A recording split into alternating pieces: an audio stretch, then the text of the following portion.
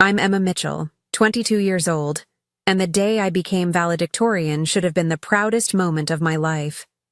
Instead, it became the day I finally confronted years of family betrayal. My parents claimed they were too tired to attend my graduation, but social media revealed the truth. They were enjoying a spa day with my sister Abby.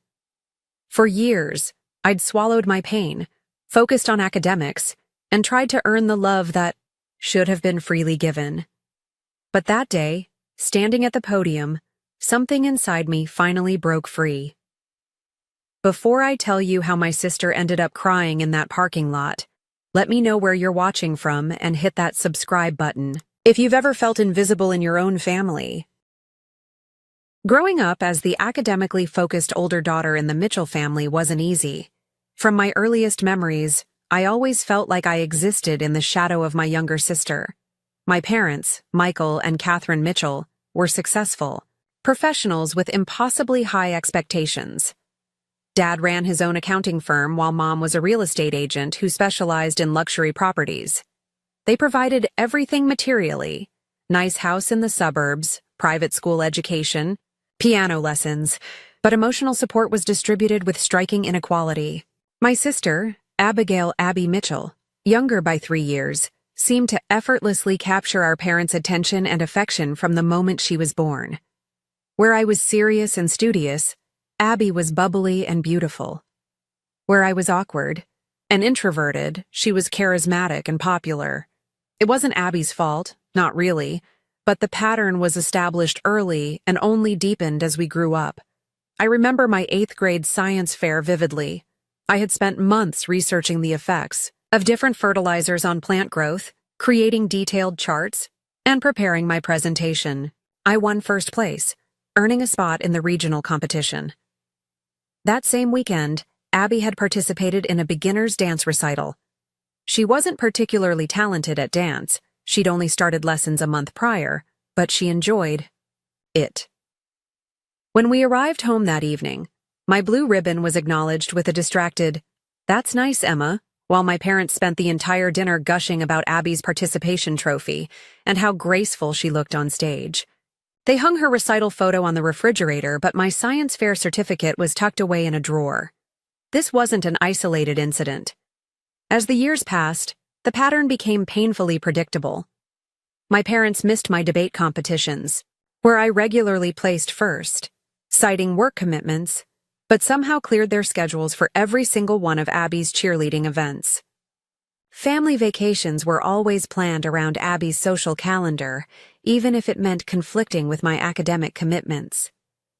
The summer before my junior year, I had qualified for an intensive writing workshop at Northwestern University, a prestigious opportunity that could bolster my college applications.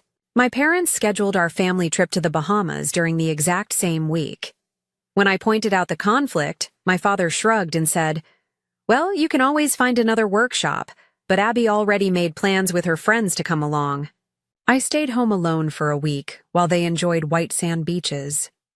Thank goodness for Mrs. Reynolds, my English teacher who recognized my writing talent when my parents couldn't be bothered.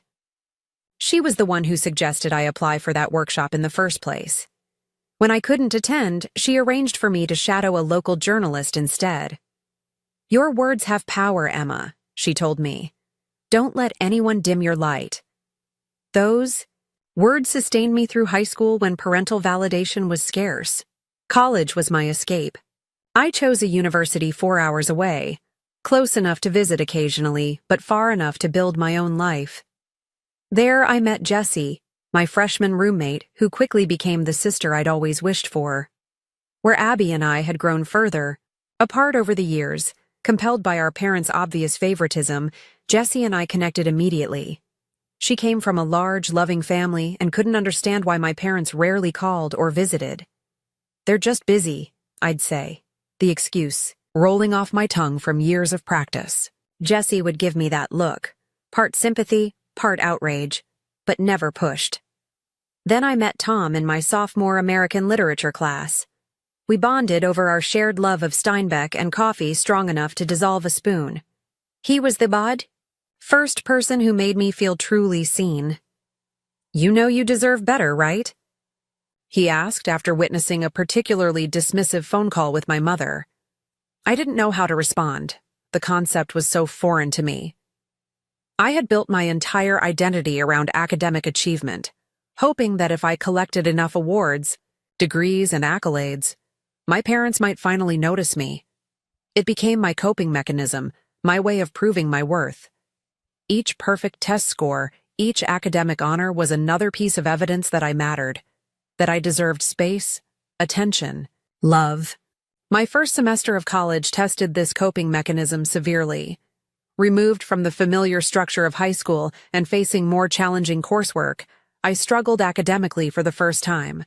My carefully constructed identity began to crumble. When midterm grades were posted and I saw 2 B's and a C, I had a full-blown panic attack in my dorm room. Jessie found me hyperventilating on the floor, convinced that these less-than-perfect grades confirmed what I'd always secretly feared, that I wasn't special, wasn't worthy of attention or love. With Jessie's support and Tom's encouragement, I slowly rebuilt my sense of self-worth. I pulled my grades up by semester's end, but more importantly, I began to separate my value as a person from my academic performance. Still, old habits die hard, and when senior year rolled around, I found myself working harder than ever. My application to graduate programs in journalism and creative writing depended on maintaining my GPA, and despite my personal growth, I still craved that external validation that had been so elusive throughout my childhood. When the email arrived from the dean of students informing me that I had been selected as valedictorian, I stared at my computer screen in disbelief. Me. Valedictorian, the highest academic honor, recognition of 4 years of dedication and hard work. Surely this would be enough. Surely this would make them proud. The valedictorian announcement came exactly 3 weeks before graduation. I remember staring at that email for a full 5 minutes before it fully registered. Not only had I maintained my position at the top of my class, but I would also be giving the commencement speech. My hands trembled as I called my parents. Mom answered on the 4th ring, the sound of a television show playing loudly in the background. "Mom," I said, trying to keep my voice steady, "I have amazing news. I'm going to be valedictorian." There was a pause then. "That's nice, honey. What exactly does that mean?"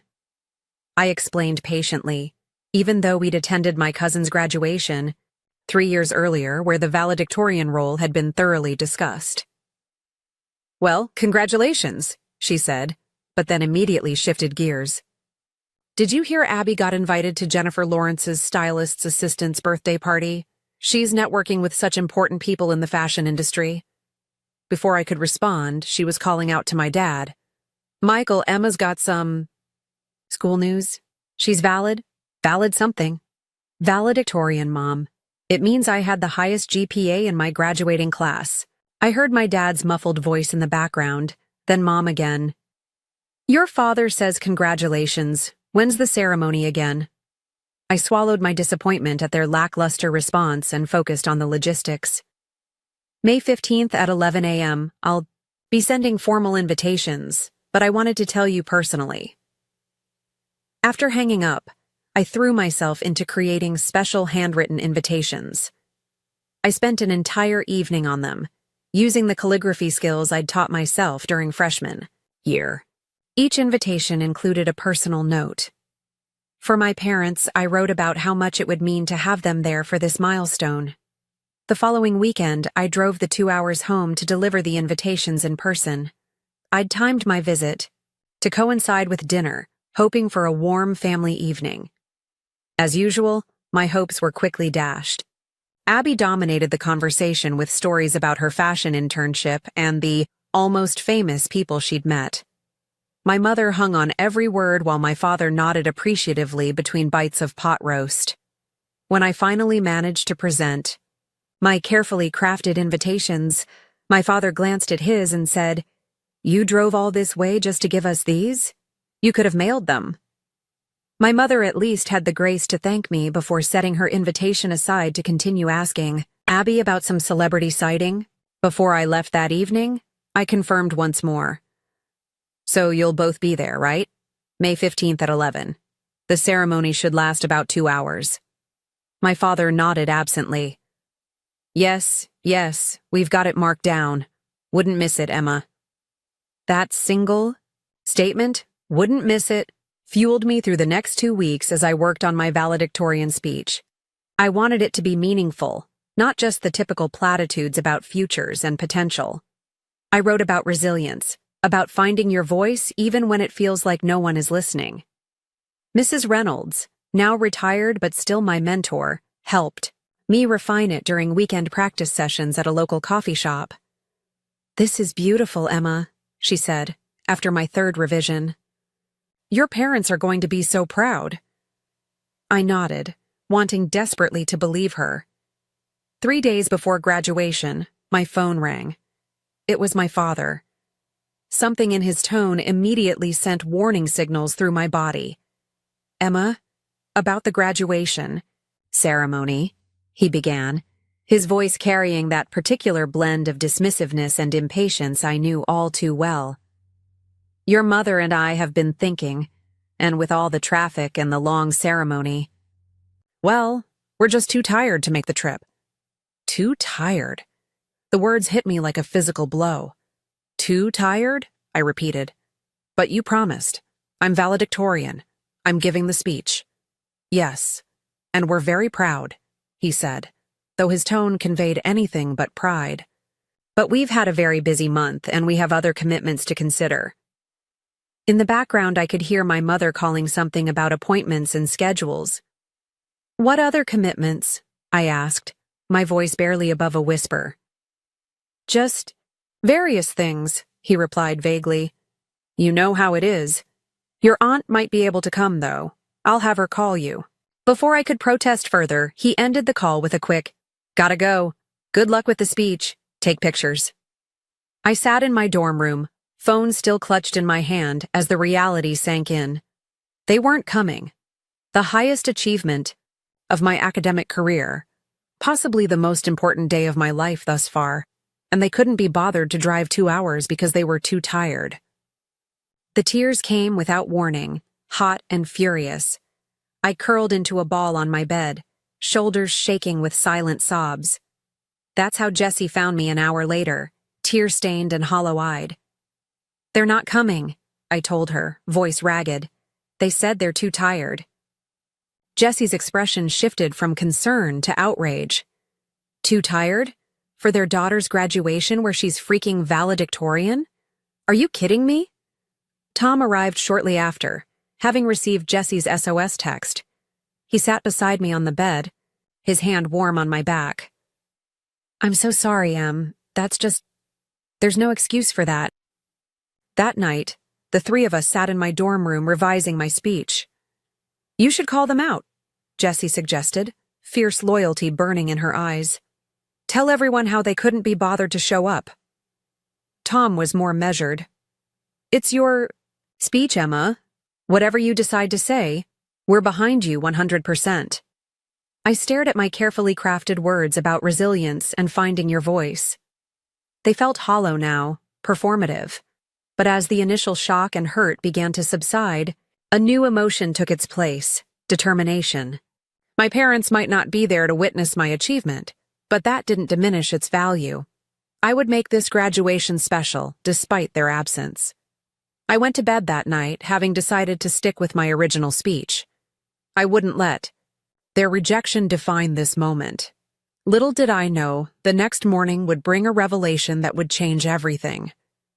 The morning before graduation, I woke early, feeling a strange mix of anticipation and dread.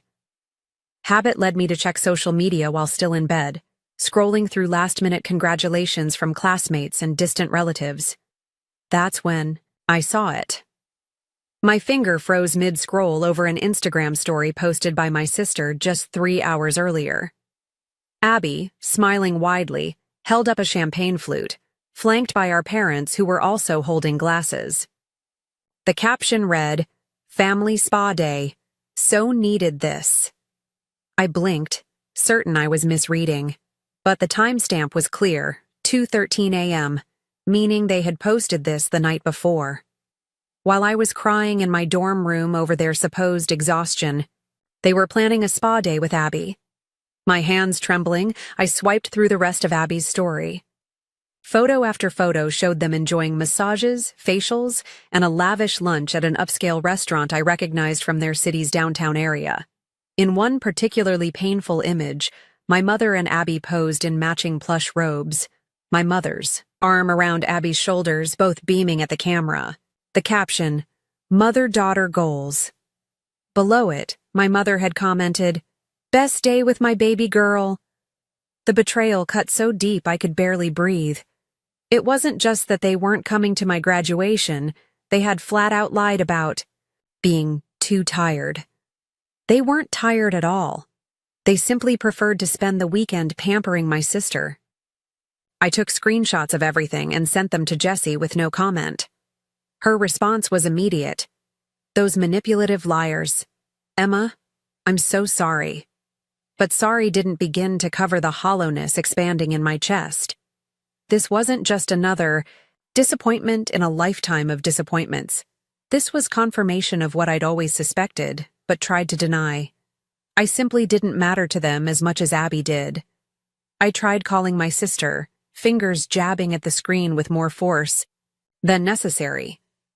She didn't answer, so I sent a text instead. "Saw your spa day posts. Interesting timing given Mom and Dad told me they were too tired to come to my graduation tomorrow." Her response came 20 minutes later. "Don't be dramatic. They've been really stressed and needed relaxation. Not everything is about you. And your school stuff." School stuff. My valedictorian graduation reduced to school stuff. I was still staring at her dismissive message when my phone rang. My grandmother calling from Florida. "Emma, sweetie. Just wanted to wish you good luck tomorrow. I'm so sorry I can't be there, but my hip just won't cooperate with the travel." I swallowed hard, touched by her call. "Thanks, Grandma. I understand. Your parents must be so excited. I was just talking to your mother yesterday about their dinner reservations for Saturday night.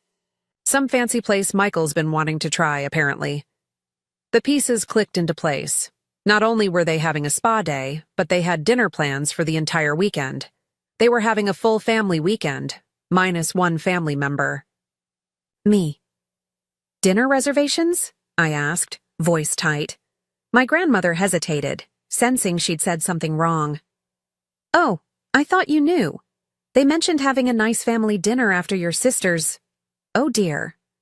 After an awkward end to the call, I sat motionless, phone clutched in my hand. The full scope of the betrayal was still sinking in. They weren't just missing my graduation for a day spa. They had planned an entire weekend of activities that pointedly excluded me. Something snapped inside me. Years of swallowed hurt, of making excuses for their behavior, of telling myself that if I'd just achieved more, they would finally see me. It all crystallized into a sharp, clear certainty. I was done being invisible. I pulled out my laptop and opened the document containing my graduation speech. The words I'd so carefully crafted now seemed naive, almost pathetic in their optimism. Without hesitation, I created a new document and began to write. Words poured out of me, fueled by a lifetime of neglect and this final, unforgivable betrayal. I wrote about invisibility, about the pain of being overlooked, about the damage caused by conditional love. I wrote until my fingers cramped and my eyes burned, until the sky outside my window darkened and then lightened again. Tom found me still typing at dawn, empty coffee cups surrounding my desk. "Have you been up all night?" he asked, concern etched on his face. I nodded, saving the document and printing 2 copies. I rewrote my speech. He picked up a page, eyebrows raising as he read.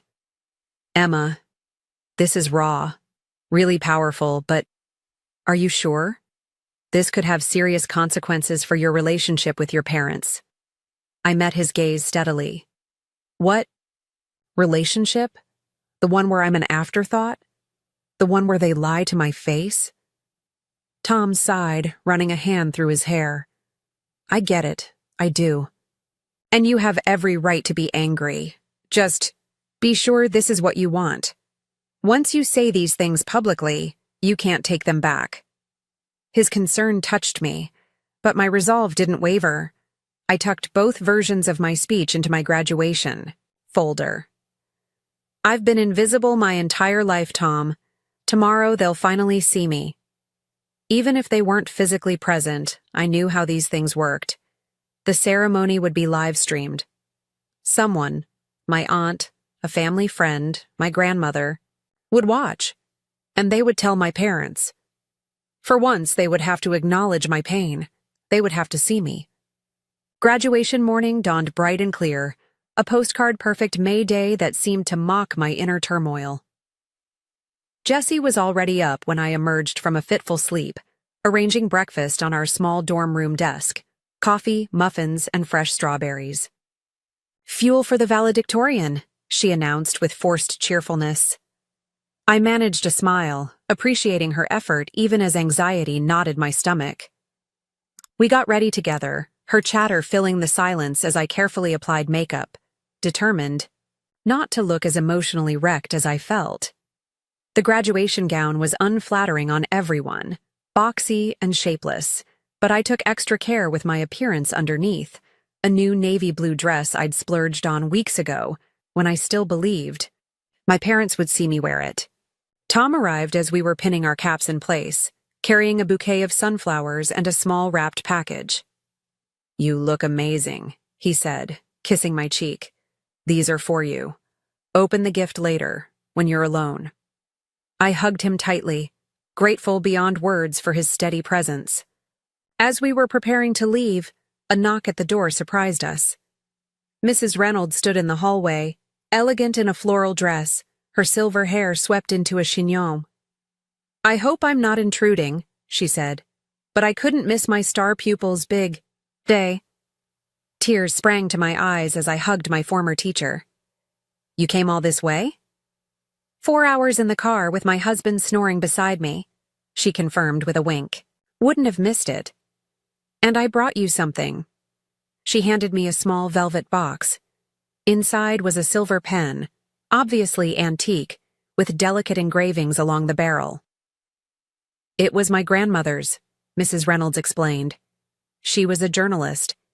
In the 1920s, when women weren't supposed to have such ambitions, I thought you should have it, one boundary breaker to another." The gesture nearly undid me. While my own parents couldn't be bothered to drive 2 hours, my high school English teacher had traveled twice that distance to support me. We arrived at the ceremony together, Jessie, Tom, and Mrs. Reynolds forming the family I'd chosen, rather than the one I was born into. The graduates were directed to our seating area while guests found places in the audience. I couldn't help scanning the crowd, some tiny, irrational part of me still hoping to see my parents despite everything. Instead, my eyes fell on the empty seats in the reserved section where they should have been. 3 vacant chairs, mocking me with their emptiness. The ceremony began with the traditional processional, the university president's welcome speech, and various acknowledgments. I tried to focus, to stay present, but my mind kept wandering to the speech in my folder. 2 versions, 2 choices. The original safe version about resilience and finding your voice. And the new one, raw, honest, born from last night's pain and years of accumulated hurt. Which would I choose when the moment came? As the university dean approached the podium to introduce me, my heart hammered so loudly I was certain everyone around me could hear it. "It is my great pleasure to introduce this year's valedictorian," the dean announced. With the highest grade point average in the graduating class, numerous academic honors including the Preston Journalism Award and the Mercer Creative Writing Fellowship, and acceptance to Columbia University's prestigious master's program in journalism, Emma Mitchell. The audience applauded as I made my way to the podium, folder clutched tightly in sweating hands.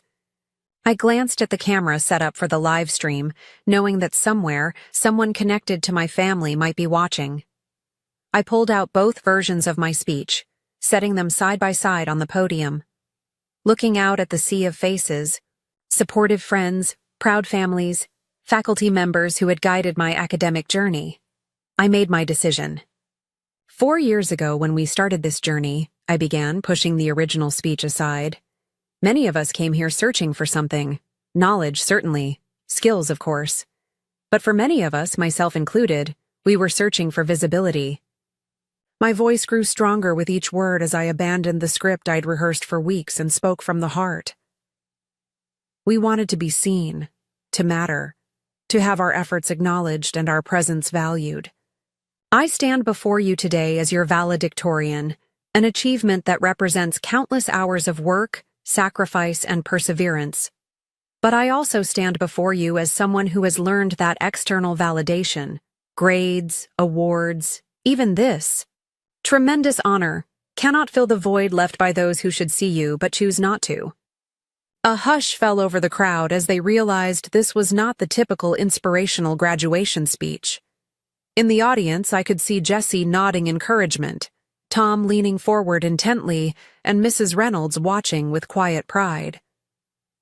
Many of us have experienced invisibility in various forms.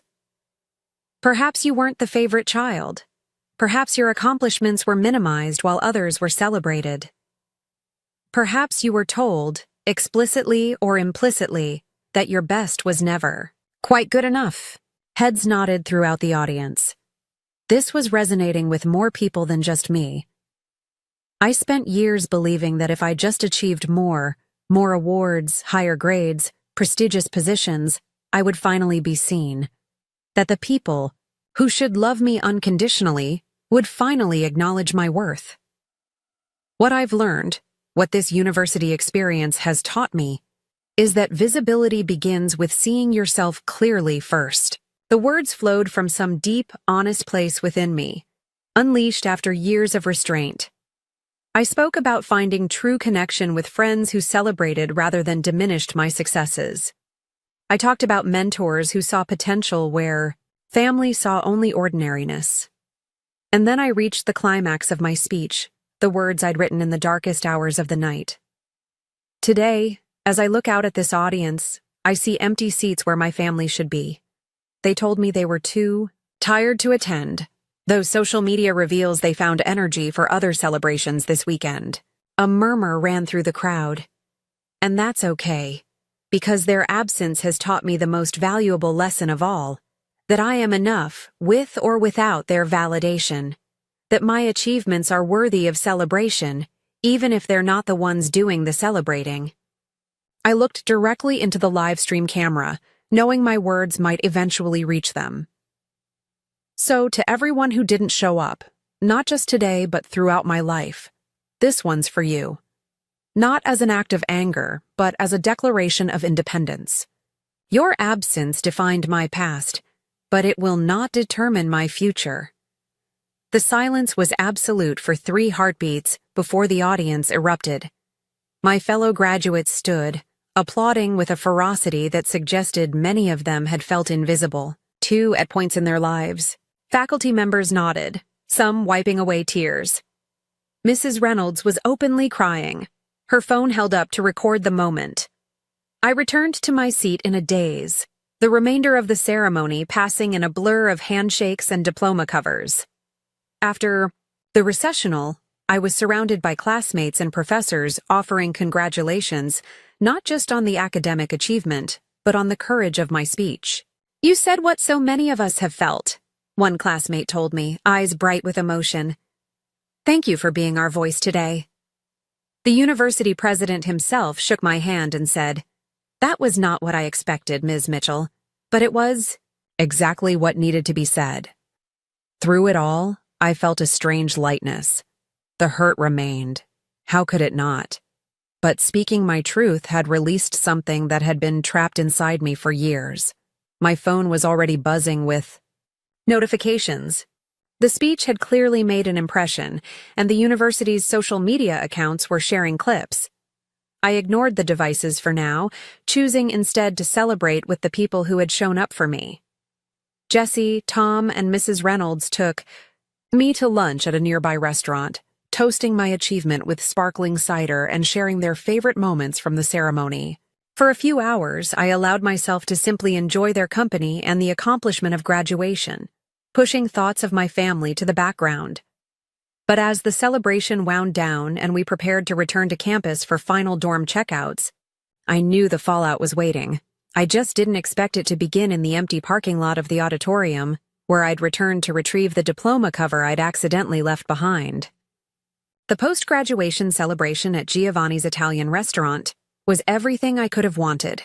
Warm conversation, genuine laughter, and the comforting presence of people who truly cared about me. Jessie kept refilling my water glass and sneaking extra breadsticks onto my plate, knowing I had barely eaten in the past 24 hours. Tom's hand rested reassuringly on mine throughout the meal, his thumb occasionally brushing across my knuckles in silent support. Mrs. Reynolds regaled us with stories of her own college graduation decades earlier, somehow making us laugh despite the emotional weight of the day. For those 3 hours, I allowed myself to simply be present, to savor the milestone I had achieved rather than dwelling on who wasn't there to witness it.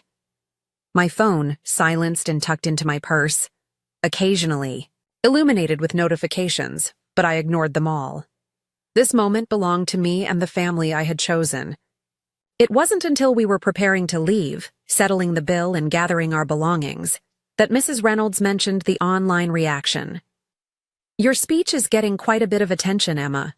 The university posted a clip on their social media accounts, and it's already been shared hundreds of times.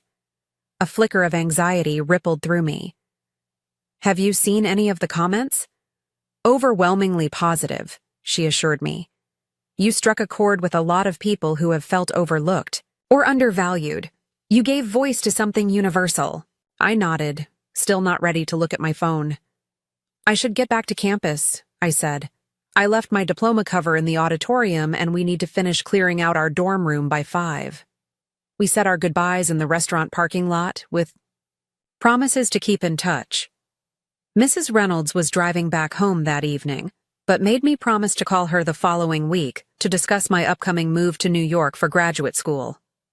Tom had to work the evening shift at the campus bookstore, but would come by the dorm later to help with final packing. Jessie headed straight back to continue our room cleanup, while I made a detour to the now empty auditorium to retrieve my forgotten diploma cover. As I pulled into the nearly vacant parking lot, the first call came through. My grandmother. I answered, steeling myself. "Emma, your speech was beautiful," she began, her voice wavering slightly. "Though I think you've caused quite a stir within the family." My throat tightened. "They saw it? Your cousin Melissa was watching the live stream and called your mother immediately. I gather things are tense at the moment." Understatement of the century, I thought. "Are they angry?" I asked, suddenly feeling very young and vulnerable despite the day's empowerment. "There's certainly something," my grandmother replied, diplomatically. "But Emma, I want you to know that I'm proud of you, not just for your academic achievements, but for speaking your truth. It couldn't have been easy." Her words warmed something cold inside me. "Thank you, Grandma. That means a lot." After promising to call her soon, I ended the call and checked my other notifications. 6 text messages from extended family members who had seen the online video. 2 voicemails from my father, which I wasn't ready to listen to. And a barrage of increasingly angry texts from Abby, the most recent reading. "How could you embarrass our family like this? Mom is literally crying because of what you said. You've ruined our entire weekend." I silenced the phone again and slipped it back into my purse. The auditorium was unlocked, but eerily quiet after the morning's festivities. I found my diploma cover easily, left on the chair where I'd been seated. As I turned to leave, a movement near the exit caught my eye. Abby stood in the doorway, arms crossed, face flushed with anger. My sister looked exactly as she always did, perfectly put together in designer jeans and a blouse that probably cost more than my entire graduation outfit. Her hair was freshly styled, no doubt part of the spa treatment she'd enjoyed while I was preparing for the most important day of my academic career. "What are you doing here?" I asked, genuinely shocked to see her. We drove 4 hours to deal with the mess you've created, she snapped. Mom and Dad are at your dorm looking for you. My stomach dropped at the thought of my parents confronting Jessie. I pulled out my phone to warn her, but Abby wasn't finished. How could you be so selfish, Emma? So petty and vindictive. You've humiliated our entire family just to get attention. The accusation was so absurd, so completely backwards, that I actually laughed, a sharp, humorless sound that echoed in the empty auditorium. Selfish? I'm selfish? That's rich coming from the person who's had our parents' undivided attention for 22 years. Abby rolled her eyes dramatically. Here we go again with the poor, neglected older sister routine. You chose to be boring. Emma, you chose books and studying over having an actual personality. It's not my fault that I'm more interesting than you are. Years of stored pain and resentment burst forth like a broken dam. Interesting? You think that's what this is about? Let me remind you of a few things, Abby. When I was 16 and won the state writing competition, Mom and Dad didn't even read my essay. When you got a C+ on a history paper the same week, they hired you a private tutor and took you shopping as a consolation. When I got accepted to this university with a partial scholarship, they barely acknowledged it.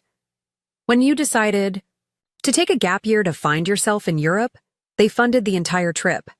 Every birthday, every Christmas, every family vacation. The pattern has been crystal clear.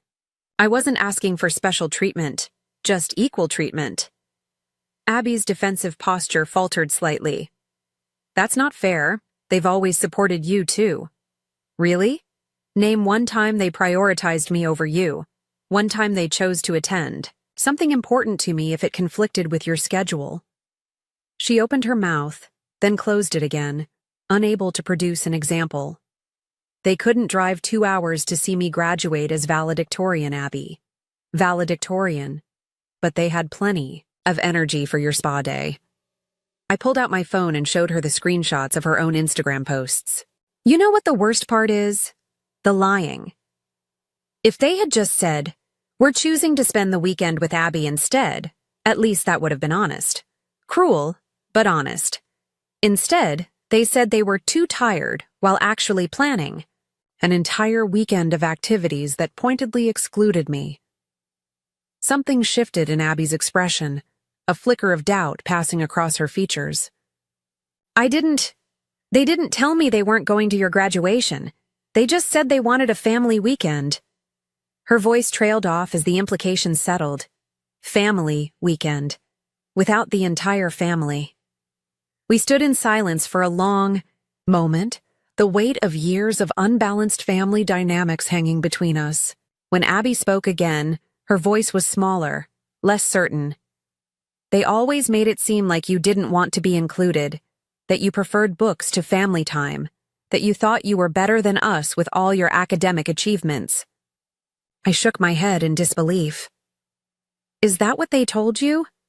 Abby, I spent my entire childhood desperate to be included, to be noticed. Do you know why I worked so hard in school? Because it was the only time anyone paid attention to me. Because good grades were the only thing that ever made Dad say good job to me. Abby's eyes filled with tears, her carefully applied makeup beginning to smudge. They always made me feel like I was better than you somehow, more deserving of their time and attention. I never asked for that. I never wanted that responsibility. Her defenses crumbled completely then, tears streaming down her face as she sank onto a nearby chair. It was exhausting, Emma. Always being the favorite, always having to be perfect, always knowing that Mom lived vicariously through every social victory and Dad measured his success by how popular I was. I stood frozen, witnessing my always confident sister break down. This wasn't the confrontation I had expected. A campus security guard poked his head into the auditorium, concerned by the sounds of distress. Everything okay in here, ladies? Abby quickly wiped her eyes, leaving black mascara streaks across her cheeks. We're fine, I answered, just having a graduation day conversation. He looked dubious, but nodded and withdrew, leaving us in tense silence. Abby looked up at me, her expression raw and vulnerable in a way I'd never seen before. "They always made me feel like I was better than you," she repeated softly. "I never asked for that." The honesty of her statement disarmed me. For the first time, I considered how our parents' favoritism might have affected Abby, the golden child burdened with impossible expectations, forever responsible for fulfilling our parents' social aspirations. "Do you want to ride back to campus?" I finally asked, uncertain what else to say. Abby nodded, gathering her designer purse with shaking hands. "My car's in the shop. Dad dropped me off to find you while they went to your dorm." The walk to my car was silent, each of us lost in our own thoughts. As we drove the short distance back to campus, neither of us spoke. The silence wasn't comfortable, but it wasn't entirely hostile either. More like the quiet that falls after a thunderstorm, when the air is still charged, but the immediate danger has passed. I thought about how this was perhaps the first honest conversation we'd had in years, possibly ever. It wouldn't fix everything. Nothing could erase 2 decades of imbalanced family dynamics overnight. But it felt like something had shifted. A tiny crack in the facade that had defined our relationship for as long as I could remember. As we approached the dormitories, I glanced at my tear-stained sister and realized that this confrontation had gone in a direction neither of us could have anticipated. The aftermath of my speech was just beginning, and I still had to face my parents. But for the first time, I wondered if Abby might be more of an ally than an adversary in the family, reckoning that was surely coming. I barely slept that night. After the emotional confrontation with Abby in the auditorium, returning to the dorm had brought its own drama. My parents had indeed been there, but finding my room empty, they'd retreated to their hotel with instructions for me to call them immediately. I didn't. Instead, I finished packing with Jesse's help, said a temporary goodbye to Tom, and checked into a cheap motel nearby. I needed space to process everything before facing my parents. The next morning, however, brought an unwelcome surprise. I returned to the dorm to collect my last few boxes and found my parents waiting in the hallway outside my room. My mother's face was tight with controlled anger, her normally perfect makeup slightly overdone as if applied in haste. My father stood with arms crossed, his expression a mixture of irritation and impatience, the look he typically reserved for service workers who inconvenienced him. "Finally," my mother said when she spotted me. "We've been waiting for almost an hour. You haven't been answering your phone." I unlocked my door, debating whether to invite them in. "I was busy," I replied, matching her cool tone. "Graduating, moving out. You know, the events you were too tired to attend." My father's nostrils flared. "Don't take that tone with us, young lady. After that stunt you pulled yesterday, you should be apologizing, not being sarcastic." I laughed, a short, humorless sound. "Stunt? You mean telling the truth about being consistently overlooked my entire life? That stunt?" I pushed the door open, revealing Jesse already inside, organizing the last of our shared belongings. Seeing the tension, she started to excuse herself, but I caught her arm. "Please stay," I said quietly. Having a witness would help keep this confrontation from devolving into their typical gaslighting. My parents filed in, my mother's gaze sweeping critically over the half-packed room. "Your speech was completely inappropriate," she began without preamble. "You humiliated our family in front of hundreds of people. We've received calls from relatives, friends, even your father's business. Associates saw that video online. I'm sorry you feel humiliated by the truth," I replied, surprised by my own calm. "Though I notice you're not denying anything I said." My father stepped forward, using the intimidating stance that had silenced me so many times throughout childhood. "What exactly do you think you've accomplished with this little performance, besides making your mother cry and creating unnecessary family drama?" I met his gaze steadily. "It wasn't a performance, Dad. It was the culmination of 22 years of being treated like I matter less than Abby. of having my achievements dismissed while her most minor accomplishments are celebrated, of being lied to and excluded from family activities. My mother made an exasperated sound. You're exaggerating as usual, Emma. We've supported you just as much as your sister. We paid for your education, didn't we? Partially, I corrected. My scholarship covered most of it, remember? I moved to my desk and pulled out a folder I'd prepared months ago, never thinking I'd actually use it. But since you brought it up, let's talk about support. I opened the folder and began laying out its contents on my desk. Birthday cards spanning years, family calendars, financial records I'd quietly gathered. For Abby's 16th birthday, you gave her a car. For mine, I got a bookstore gift. Card worth $50. When Abby needed a laptop for school, she got the latest MacBook Pro. I got a refurbished model 2 years older. Every single Christmas, her pile of gifts was noticeably larger than mine. My mother rolled her eyes. You're seriously comparing gift values? How materialistic. It's not about the money, I countered. It's about the message those discrepancies sent. But fine. Let's talk about non-material support. I pulled out a hand-drawn calendar. I tracked every school event for both of us during my junior and senior years of high school. Abby had 47 events. You attended 45 of them. I had 39 events. You attended 8, and only when they didn't conflict with anything of Abby's. My father's face had grown increasingly red.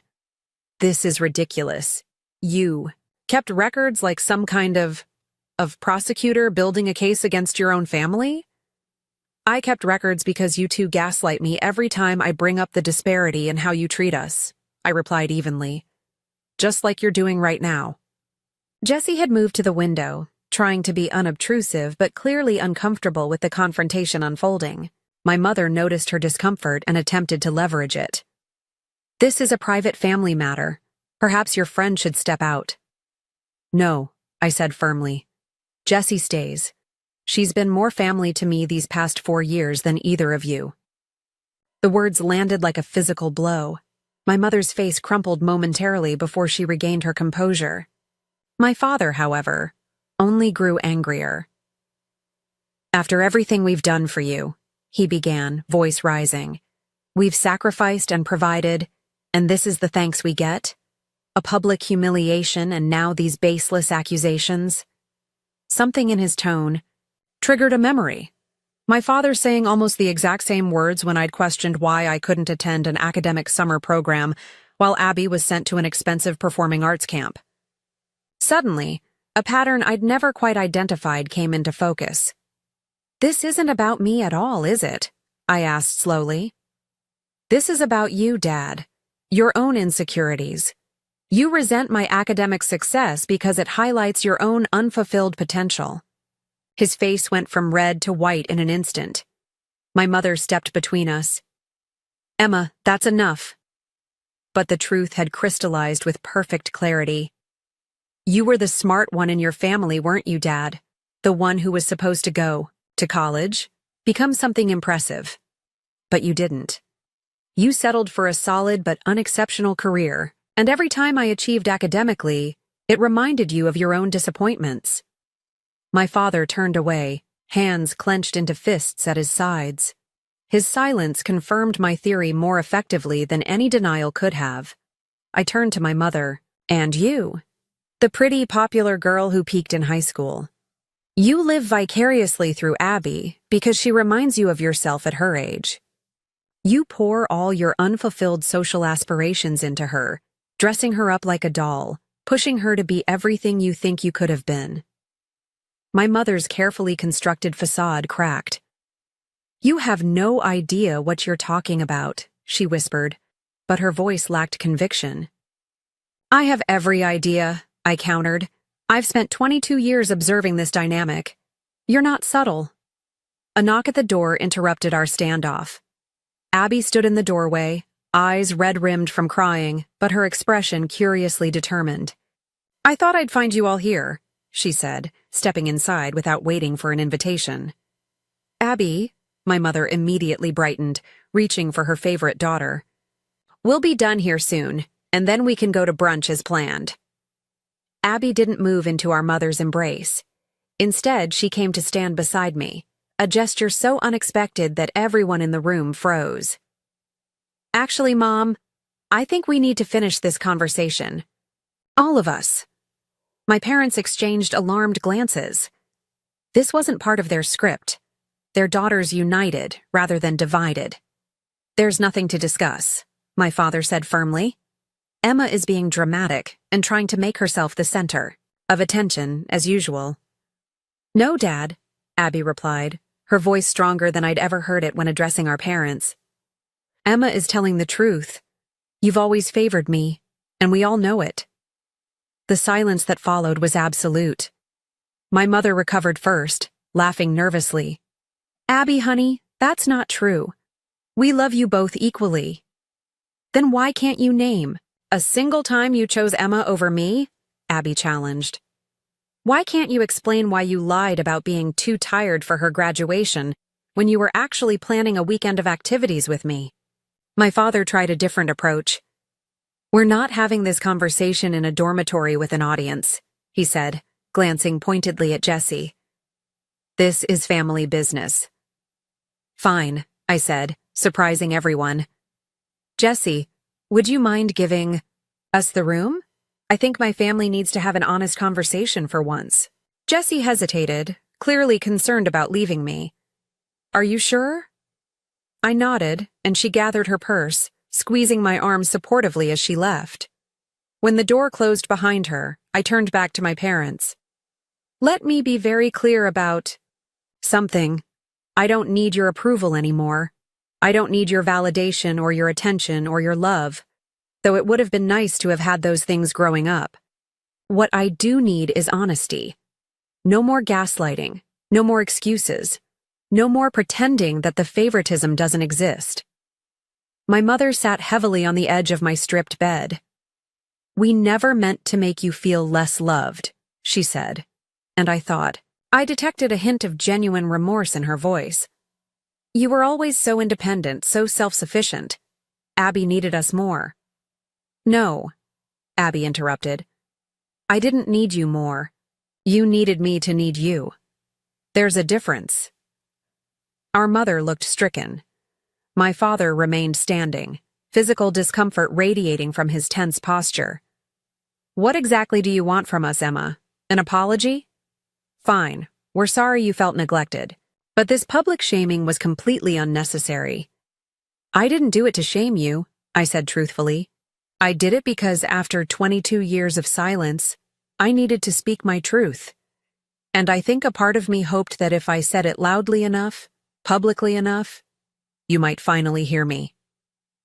The conversation continued for nearly an hour, circling through denial, anger, bargaining, and occasionally brief moments of genuine reflection. My father never fully acknowledged his resentment of my academic success, but he didn't deny it either when pressed. My mother cried several times, alternating between genuine remorse and manipulative self-pity. Through it all, what surprised me most was Abby's steadfast support. The sister who had benefited from our parents' favoritism her entire life was, suddenly, my strongest ally, pointing out patterns I'd missed and standing firm when our parents attempted to minimize or dismiss my experiences. By the time our parents finally left, with vague promises to think about everything and work on family communication, little had been definitively resolved. They were still angry about my speech, still defensive about their parenting choices, still reluctant to truly acknowledge the damage they'd caused, but something had shifted nonetheless. For the first time in my life, I had spoken my full truth to my parents without flinching, without apologizing, without backing down. And miraculously, Abby had stood beside me. When the door closed behind them, Abby and I looked at each other in stunned silence. That was, she began. Intense, I finished for her. Thank you for backing me up. You didn't have to do that. Abby shrugged, an uncharacteristically uncertain gesture from my usually confident sister. I did, though. Everything you said was true. I've known it for years, but it was easier to accept the favoritism than to question it. She perched on the desk chair, looking suddenly young and vulnerable. I'm sorry, Emma. I should have said something. Sooner. I should have pushed back when they dismissed your achievements or made excuses for missing your events. I leaned against the wall, emotionally exhausted, but curiously lighter than I'd felt in years. It wasn't your responsibility to fix our parents' behavior. Maybe not, she conceded, but I could have been a better sister. We fell into conversation then, more honest than we'd ever been with each other. Abby admitted she'd always been secretly intimidated by my intelligence and academic success. I confessed to envying her social ease and our parents' obvious adoration. We talked about how our parents' toxic dynamic had shaped us both, me into an achievement-oriented perfectionist desperate for validation, Abby into a people-pleaser terrified of losing our parents' conditional approval. I got offered a job, at The Atlantic, by the way, I told her after a lull in conversation. A junior position in their digital media department. I start next month in New York. Abby's eyes widened. Emma, that's amazing. Why didn't you say anything earlier? I gave her a pointed look and she nodded in understanding. Right, because Mom and Dad would have found a way to make it about something else. Exactly. Well, I'm genuinely happy for you, she said, and I believed her. Maybe we could get coffee sometime when you're settled in New York? I've been thinking about moving there too, actually. There are better opportunities for fashion marketing than back home. For the first time in years, possibly our entire lives, I felt a genuine connection with my sister. Not the competition our parents had fostered, not the resentment that had festered, but the possibility of a real relationship built on honesty and mutual respect. As we finished packing up my dorm room together, I realized that while my graduation speech hadn't magically fixed my relationship with my parents, it had created an opening for something I'd never expected, a chance to know my sister as an ally rather than a rival. The summer after graduation passed in a whirlwind of preparations for my new life in New York City. I found a tiny apartment in Brooklyn that I could almost afford on my entry-level publishing salary, packed up the relatively few possessions I'd accumulated during college, and said temporary goodbyes to Tom and Jesse, who promised to visit as soon as possible.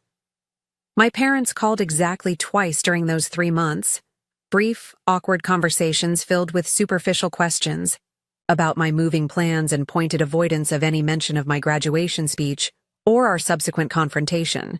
I kept the calls short, neither antagonizing them nor pretending that everything was suddenly fixed. This new phase of our relationship required boundaries I was still learning to establish. The surprise was Abby. My sister texted me almost daily, sending everything from apartment listings she thought might suit me to funny memes about sibling relationships. When she visited New York for a fashion industry networking event, we spent a weekend exploring the city together, discovering shared interests and perspectives that had been buried beneath years of parental manipulation. I always thought you hated me, she admitted as we shared overpriced coffee in Central Park. I never hated you, I told her truthfully. I hated being compared to you. I hated being found wanting. But that wasn't your fault. My first months at The Atlantic taught me more about journalism than 4 years of college combined. The pace was relentless, the standards exacting. But for the first time in my life, my perfectionism served me well rather than being a desperate bid for attention. My editors valued my meticulous research and clean writing style.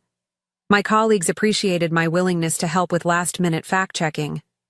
I began building a professional identity separate from the achievement-oriented persona I'd constructed to earn parental approval. Therapy helped too. At Tom's gentle insistence before I left for New York, I'd found a therapist who specialized in family dynamics and childhood emotional neglect. Dr. Levine didn't offer easy solutions or quick fixes, but she provided invaluable tools for processing the complex emotions surrounding my family. Healing isn't linear, she reminded me during one particularly difficult session after a tense phone call with my mother. There will be steps forward and steps back. The important thing is that you're now aware of the patterns and actively choosing how to respond rather than reacting from old wounds. My contact with my parents remained minimal and carefully managed. I sent polite text updates about my job, responded to their occasional messages, but maintained enough distance to protect my still fragile emotional boundaries. My mother attempted several times to re-establish her authority through guilt.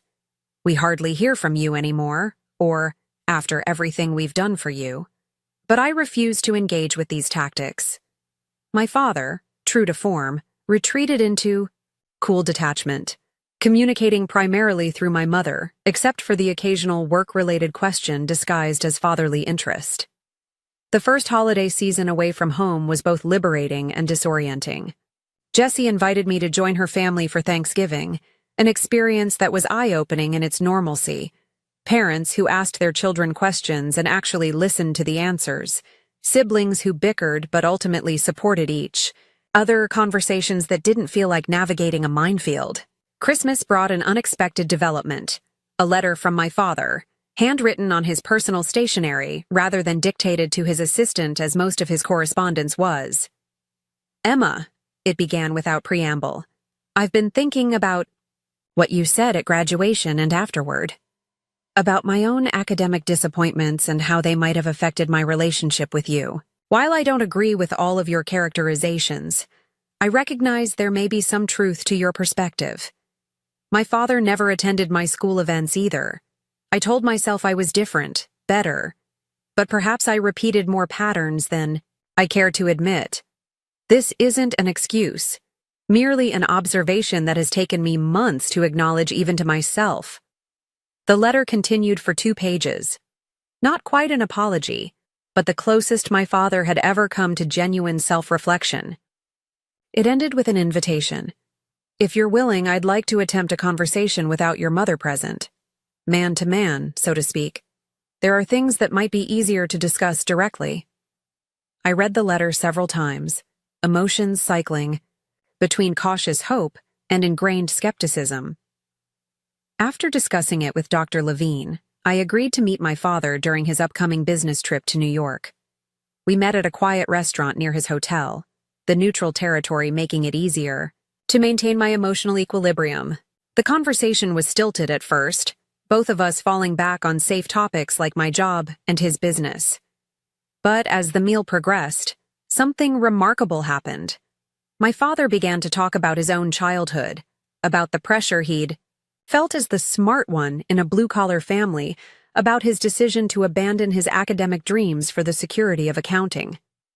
"When you started winning all those academic awards," he admitted, studying his water glass rather than meeting my eyes, "it stirred up regrets I thought I'd buried decades ago. That's not an excuse for how I behaved, but it might help explain it." It wasn't a complete reconciliation. Too much damage had been done for that. But it was a first step toward a more honest relationship. My mother's approach to reconciliation came in her own characteristic way. She sent a care package to my apartment containing my favorite childhood dessert, homemade chocolate chip cookie bars, along with a photo album I'd never seen before. It contained dozens of pictures of me throughout childhood, receiving awards, performing in school plays, studying at my desk. Moments I hadn't realized she'd even documented. Inside the front cover she'd written, "I see you. I always did, even when I didn't show it properly."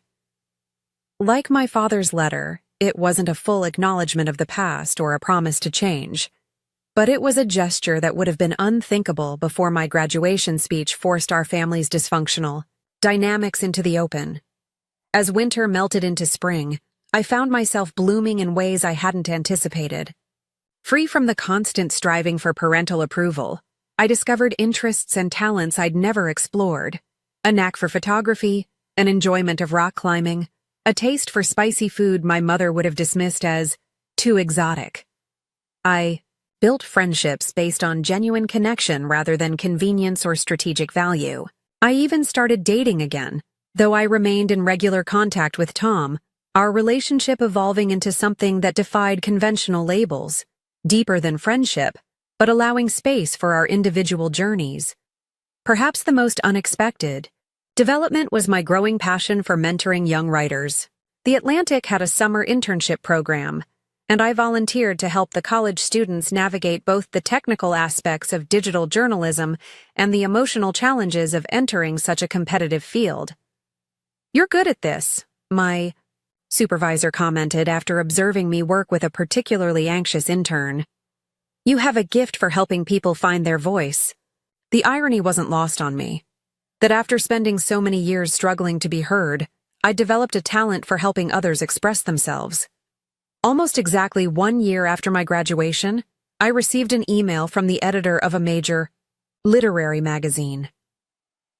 They were doing a special issue on family dynamics and had come across a recording of my valedictorian speech online.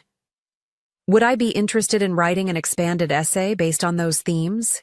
The opportunity to transform my personal pain into something that might help others facing similar struggles was too meaningful to pass up. The essay I wrote, titled "Invisible Daughter: Finding Voice in the Shadow of Conditional Love," became the most widely shared piece from that issue. The responses poured in, hundreds of messages from people who saw their own family experiences reflected in my words, who found validation and hope in my journey toward self-acceptance. One message in particular stood out, from Mrs. Reynolds, my high school English teacher who had believed in me when my parents couldn't or wouldn't. "I always knew your words would change lives," she wrote. "I just never anticipated how many, including your own." That spring marked another milestone. Abby moved to New York, taking a position with a fashion marketing firm 10 blocks from my office. We began meeting for weekly lunches, gradually building the relationship we should have had all along. "Do you think Mom and Dad will ever really change?" she asked one day as we shared overpriced salads in Bryant Park. I considered the question carefully. "I think they're capable of small changes. Dad's trying, in his own limited way. Mom swings between genuine effort and falling back into old patterns. But they're in their 50s, with decades of established behaviors and unexamined issues. I don't expect dramatic transformations." Abby nodded thoughtfully. "So what does that mean for us? For our relationship with them going forward?"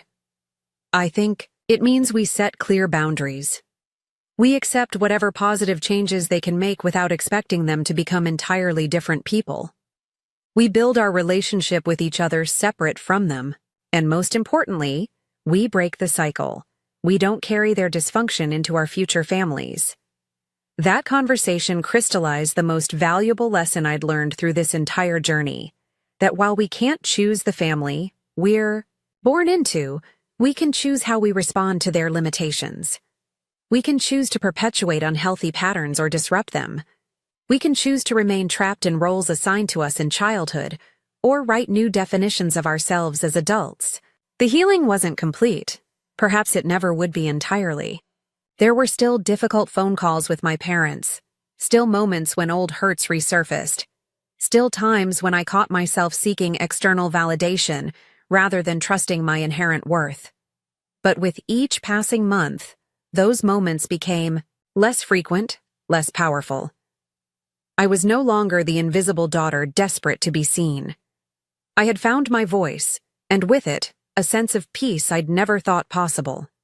As I look back now on that pivotal moment at the graduation podium, I realize that by speaking my truth, by refusing to remain silent about the pain of being overlooked, I liberated not just myself, but everyone in my family from the roles we'd been trapped in.